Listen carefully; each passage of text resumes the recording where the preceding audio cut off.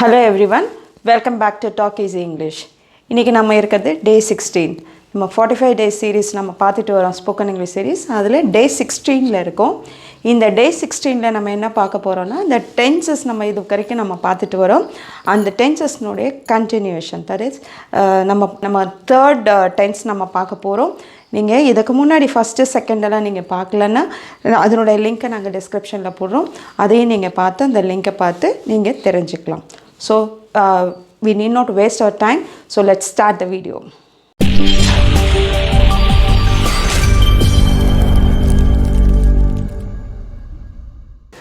Right, நம்ம இருக்கிறது இன்னைக்கு டே 16ல என்ன பார்க்க போகிறோன்னா ப்ரெசன்ட் பர்ஃபெக்ட்.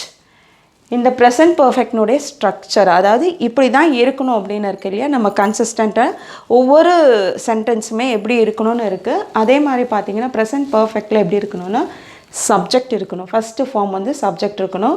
அடுத்து ஹேஸ் இல்லைன்னா ஹேவ் யூஸ் பண்ணுறோம், இல்லைன்னா அதுக்கு பக்கத்தில் வேர்ப்னுடைய தேர்ட் ஃபார்மு. அதுக்கப்புறம் தான் நம்ம என்ன யூஸ் பண்ணுறோன்னா ஆப்ஜெக்ட் யூஸ் பண்ணலாம். இப்போது இந்த சப்ஜெக்ட் அப்படின்னு பார்த்தீங்கன்னா இதில் வந்து ஐ இருக்குது, வி இருக்குது, யூ, தே, அதுக்கப்புறம் ஹேவ் தான் யூஸ் பண்ணணும். இப்போ ஐ யூஸ் பண்ணிவிட்டு நம்ம ஹேஸ் யூஸ் பண்ணலாமா அப்படின்னு கேட்பீங்க. அப்படி யூஸ் பண்ணக்கூடாது. ஐ, வி, யூ, தே யூஸ் பண்ணால் கண்டிப்பாக ஹேவ் தான் யூஸ் பண்ண போகிறோம். அதுக்கு பக்கத்தில் என்ன வேர்ப் ஏற்கனவே சொல்லியிருக்கேன். வேர்பில் எத்தனை ஃபார்ம்ஸ் இருக்குன்னு எக்ஸ்பிளைன் பண்ணியிருக்கேன். அந்த வேர்ப் ஃபார்ம்ஸில் தேர்ட் ஃபார்ம் மட்டும்தான் நம்ம யூஸ் பண்ண போகிறோம். இதை தான் நம்ம என்னன்னு சொல்லுவோம்னா பார்ட்டிசிபிள். ஓகே, இப்போ விசிட்டட், ரிட்டன், ஃபினிஷ்ட், மெட், இது எல்லாமே வேர்ப்னுடைய third form. Visit, visited, visited. Okay, next use பண்ணுறது write, rode, written, third form use பண்ணுறது past participle. Finish, finished, finished. Next, meet, met, met. அதுக்கப்புறம் தான் நம்ம ஆப்ஜெக்ட் கொடுக்க போகிறோம். எப்படி கொடுக்கணும்? I have visited the place. We have visited the place. You have visited the place. They have visited the place. இப்படி தான் சென்டென்ஸ் வந்து நம்ம ஃப்ரேம் பண்ண போகிறோம். ஃபஸ்ட்டு சப்ஜெக்ட் இருக்குது, அடுத்து ஆக்சிலரி வேர்ப் ஹேவ் தான் யூஸ் பண்ண போகிறோம். ஐ, வி, யூ, தே வந்து ஹேவ் தான் யூஸ் பண்ண போகிறோம். அதுக்கு அடுத்து நம்ம யூஸ் பண்ணுறது past participle. Visited, written, finish. இங்கே ஆப்ஜெக்ட் நீங்கள் எது வேணாலும் இங்கே யூஸ் பண்ணிக்கலாம். See, we have written the exam. You have written the exam. They have written the exam. இந்த இடத்துல எக்ஸாம்னு போட்டுக்கோங்க, அசைன்மெண்ட்டுன்னு கொடுக்கோங்க, ப்ராஜெக்ட்னு கொடுங்க, வாட் எவர் யூ நீட். நம்ம ஆப்ஜெக்ட் வந்து சேஞ்சபிள், நீங்கள் சேஞ்ச் பண்ணிக்கலாம். Next, you have visited the place. You have written the exam. You have finished my work. You have met my teacher. Next example, they. They have visited the place. They have written the exam. They have finished my work. They have met my teacher. Okay, this is how you have to form. இப்படி தான் நம்ம form பண்ண போகிறோம். In case இதே வந்து third person singular, that is he, she, it use பண்ணோம்னா அதை எப்படி நம்ம சேஞ்ச் பண்ணலான்னா இந்த ஹீ, ஷீ, இட் வந்து கண்டிப்பாக ஹேஸ் தான் யூஸ் பண்ணணும். we are not supposed to use have use பண்ணக்கூடாது. So he has come to Chennai. He has walked slowly. He has written an exam. He has danced well. Okay, next, she has come to Chennai. She has walked slowly. She has written an exam. She has danced well. So it has come to Chennai. It has walked slowly. It has written an exam. It has danced well. Next, இப்போ உங்களுக்கு அதுக்கு பதில் இப்போ he, she, இட்டுக்கு பதில் வேறு என்ன use பண்ணலாம்? நம்ம தான் ஏற்கனவே நான் சொன்ன மாதிரி இதில் நேம்ஸ் யூஸ் பண்ணலாம், ஆப்ஜெக்ட் ஏதாவது யூஸ் பண்ணலாம். ஃபார் எக்ஸாம்பிள் நான் உங்களுக்கு ஹீக்கு பதிலாக நான் ராஜுன்னு ஒரு பேரை கொடுத்துருக்கேன். So Raju has come to Chennai. Raju has walked slowly. Raju has written an exam. Raju has danced well. So this is how the sentence should be formed. So now we will see the signal words. Signal words நம்ம use பண்ணும்போது நம்ம ஒவ்வொரு சென்டென்ஸுமே ஒவ்வொரு டென்சஸ்னு நம்ம பார்க்கும்போது உங்களுக்கு நான் signal word வந்து டீச் பண்ணிட்டு வரேன். இங்கே என்ன சிக்னல் வேர்ட்ஸ் நம்ம பார்க்க போகிறோம்னா இந்த ஃபார் இல்லைன்னா சின்ஸ். இந்த ஃபார் சின்ஸ் ஏன் நம்ம யூஸ் பண்ணுறோம் அப்படின்னா ஒரு அப்ராக்சிமேட் டைம், ஓகே, ஒரு ஒரு ஏறக்குறைய ஒரு டைம் சொல்லுவோம் இல்லையா, அப்போ நம்ம யூஸ் பண்ணுறது ஃபார். சின்ஸுங்கும் போது specific time. For example I can say I have written the exam for 3 hours. I have written the exam since the morning. மார்னிங்லேருந்து எழுதிக்கிட்டு இருக்கேன். இப்போ சின்ஸ் யூஸ் பண்ணும்போது ஸ்பெசிஃபிக்காக டைம் சொல்ல போகிறோம். Since 6 o'clock, since 7 o'clock, since 8 o'clock. இப்போ ஃபாருங்கும்போது 3 hours, 4 hours, 10 hours. ஒரு time அப்ராக்சிமேட்டாக நம்ம யூஸ் பண்ணும்போது இந்த ஃபாரு சின்ஸ் யூஸ் பண்ணலாம். Right?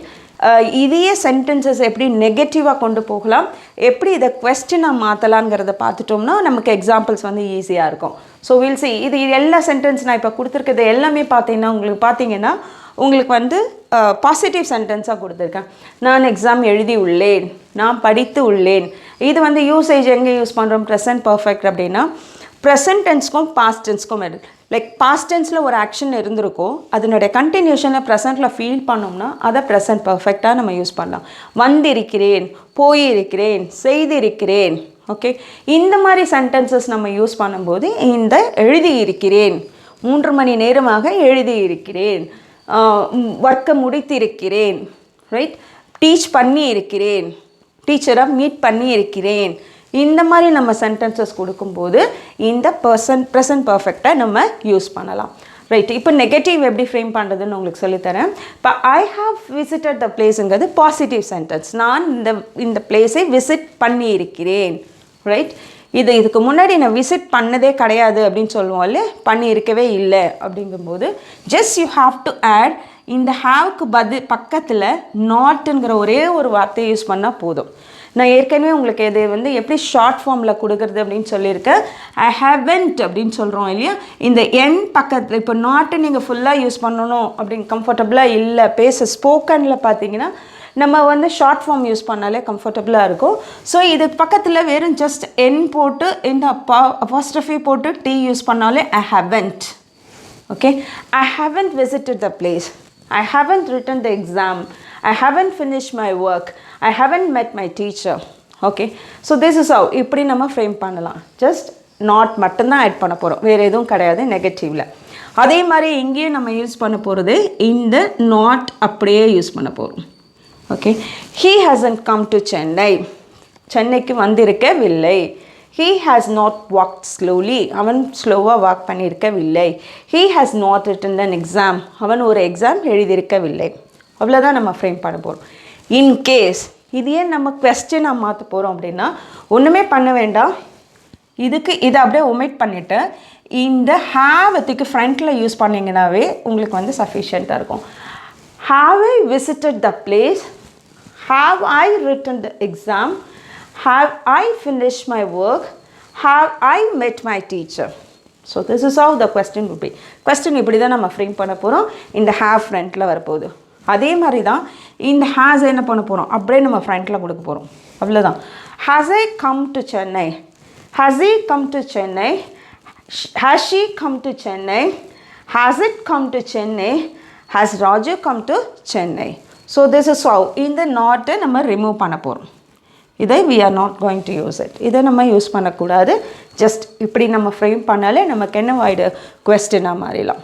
Okay, now we'll see some of the examples. இது உங்களுக்கு புரிஞ்சிருக்கும்னு நினைக்கிறேன். இப்போ நம்ம எக்ஸாம்பிள்ஸ்குள்ளே போகலாம். எக்ஸாம்பிள்ஸ் பார்க்கலாம். I have learned English for 10 years. நான் 10 வருடங்களாக இங்கிலீஷ் படித்திருக்கிறேன். We have played cricket for an hour. 1 மணி நேரமாக கிரிக்கெட் விளையாடி இருக்கிறேன். You have cooked lunch. நீ லஞ்ச் பண்ணி இருக்கிறாய். He has worked there for 2 years. 2 வருடமாக அங்கே ஒர்க் பண்ணி இருக்கிறான். She has written grammar lessons. அவள் கிராமர் லெசன் எழுதி இருக்கிறாள். Ravi has watched the movie for many times. இந்த மூவியை நிறைய தடவை பார்த்திருக்கிறான். So this is how the positive sentences நான் கொடுத்துருக்கேன். இந்த பாசிட்டிவ் சென்டென்ஸை நான் உங்களுக்கு நெகட்டிவாக மாற்றும் போது ஏற்கனவே சொன்ன அதே ரூல் தான். நம்ம என்ன யூஸ் பண்ண போகிறோம்னா just you have to add N ஒரு பாசிட்டிவ் யூஸ் பண்ணி டி யூஸ் பண்ணிங்கன்னா ஷார்ட் ஃபார்மு, இல்லைன்னா not. I haven't learnt English for 10 years. 10 வருடங்களாக இங்கிலீஷ் படித்திருக்கவில்லை. ஓகே, இதுலேயும் அதே நம்ம யூஸ் பண்ண போகிறோம். பாசிட்டிவ் டி யூஸ் பண்ணோம்னா நெகட்டிவ் ஆகிடும். we haven't played cricket for an hour. 1 மணி நேரமாக நாங்கள் விளையாடி கொண்டு இருக்கவில்லை. Okay, we haven't, you haven't cooked food. Okay, he hasn't worked. அதே மாதிரி she hasn't written, எழுதியிருக்கவில்லை. Okay, Ravi hasn't. இதுதான் நம்ம நெகட்டிவ். இன்கேஸ் இதை நம்ம கொஸ்டினாக மாற்ற பொழுது அப்படின்னா இன்டர்சேஞ்ச் பண்ண போகிறோம். சப்ஜெக்டையும் நம்ம இந்த ஆக்ஸிலரி வெர்பையும் சேஞ்ச் பண்ணாலே நமக்கு வந்து என்னவாயிடும், இன்ட்ராகேட்டிவ் ஃபார்ம் ஆகிடும். ஸோ இந்த என்டியை நம்ம க்ளீன் பண்ணிவிட்டு just you have to remove this. இதை ரிமூவ் பண்ணிவிட்டு இதை இப்படி கொண்டு வந்துடுங்க. Have I learnt English for 10 years. 10 வருடங்களாக படித்திருக்கிறேனா. question mark போடுறதுக்கு மறக்கக்கூடாது. So this is very important. Interrogative ஃபார்மில் கொண்டு வரும்போது always you have to use அந்த ஃபுல் ஸ்டாப்பை அப்படியே question மார்க்காக மாற்ற போகிறோம். ஓகே, மாற்றிட்டு இந்த இடத்த மாற்ற போகிறோம். Have I learnt English for 10 years. இதையே நம்ம யூஸ் பண்ணோம். Have I plate. ஓகே, இது இப்படி இன்டர்சேஞ்ச் பண்ணிடலாம். ஓகே, இதுவும் அதே மாதிரி தான். Have you cooked lunch. Lunch cook பண்ணியிருக்கிறையா, வீட்டில் கேட்போம் இல்லையா, லஞ்ச் ரெடி ஆகிடுச்சா, குக் பண்ணியிருக்கீங்களா அப்படின்னு கேட்போம்ல. Have you cooked lunch. இதே மாதிரி ஒர்க்டை நம்ம என்னவா மாற்ற போகிறோம். Just you have to change this. Has he worked. Okay, this is how you have to read. Has she written. Okay, so you have to change this as here. So இப்போ நமக்கு என்னவாயிடுச்சு, கொஸ்டினாக மாறிடுச்சு. Have you learnt English, have you plate cricket, have you cooked, has he worked, has she written, has Ravi watched. இப்போ நமக்கு interrogative form ஆயிடுச்சு. Okay, I hope you might have understood. இது எல்லாமே உங்களுக்கு புரிஞ்சிருக்கும்னு நினைக்கிறேன். உங்களுக்கு இன்கேஸ் புரியல அப்படின்னா try to watch this video and again. நீங்கள் திரும்ப அதே லெசன்ஸ் நீங்கள் பார்க்கும்போது உங்களுக்கு வந்து ப்ராக்டிஸும் ஆகும், ஞாபகத்தில் வச்சுக்கிறதுக்கு கம்ஃபர்டபுளாக இருக்கும். Right, with this let me finish this video.